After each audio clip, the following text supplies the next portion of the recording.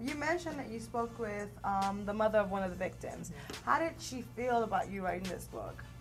She was actually really thrilled to have the story told. Like, you know, it was an interesting thing to try to balance. Like, I have these victims' families who I've talked to, who I have tremendous empathy for, and you know, they were the victims of horrible tragedies. Right. There's somebody dead, and then there's families who are ruined, right. essentially. You know, but then there's also like these cops who have done a really remarkable job digging into it, and then there's the organization itself and the kingpins and 150 players who were involved, and you know, it's like I don't want anybody to be unhappy with the final product. Like I want to do it just to all sides. So what makes Big Meech's story different from any other gangster or whatever you would want to call that type of persona? What makes his story special or different? Well, there's a couple things. You know, there's also a couple cliches. You have these guys, two brothers. They came up from Detroit. They were, you know, were basically, you know, lived in a very tight-knit family, but a very poor family who struggled tremendously.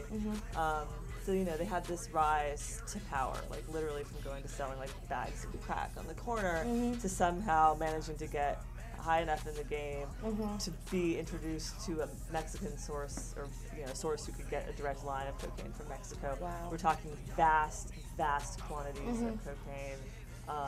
You know, and there's also the part in the book that mentions how, you know, the quantities were getting doubled and profits were also doubling. So it seems like they had a really thriving operation going.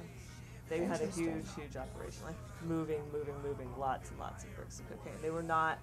By that point, they were not street-level dealers at all. They were the top-notch distributors in several major cities. Wow. But you know, then you have the dynamic between his two brothers, which was very interesting.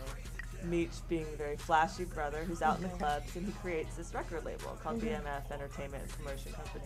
And so that's what a lot of people in Atlanta knew BMF to be, and it's like, wow. But then there was also the rumors of them being drug kingpins, and that was really surprising to people that somebody would be promoting themselves, doing promotional videos, putting up billboards in Atlanta. Yeah, that but was at the same time, be drug dealers, suspected, not even drug dealers, drug distributors. Right.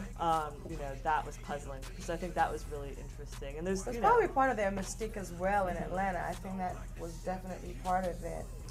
Have you had any resistance from his family, from anybody about the book? What have people thought about? Has he gotten to read the book, and what did he have to say about it? I did send him a copy of the book, and he read it. I had interviewed him in advance of the book coming out. Not for the articles, because at that point he was still awaiting a resolution in his case. But the resolution came. He was willing to talk to me. I had wanted to talk to him all along, obviously. So yeah, I talked to him before, and then the book came out. I sent him a copy. I think he was pleased with the book, and then I heard that a lot of cops were pleased with the book. And I heard that the families were pleased with it. So I feel like at least you did a fair job to every character. And that was my hope. I think what makes it really interesting to a reader, such as myself, is this is a place that I'm really familiar with, is Atlanta. I've lived here for a long time, and so reading a book that touches so much in the heart of the city that you live in, and being able to identify those places with the characters almost now taking on a different personality, it's a really interesting book. What is it that you would like people to come away from this with? You know, I mean, some people would read it as a morality tale, and again, I was trying to play it very straight. I didn't want to glamorize, I didn't want to vilify, you know, I just wanted to, like, it's literally a retelling. But I think there's a lot of insights into not just like Atlanta and sort of how Atlanta operates, but also like how, you know, the drug game works on that higher level. And I think that anybody who's interested in sort of the economics of the drug trade, or just sort of how these guys in a very behind the scenes kind of way changed Atlanta in very profound ways.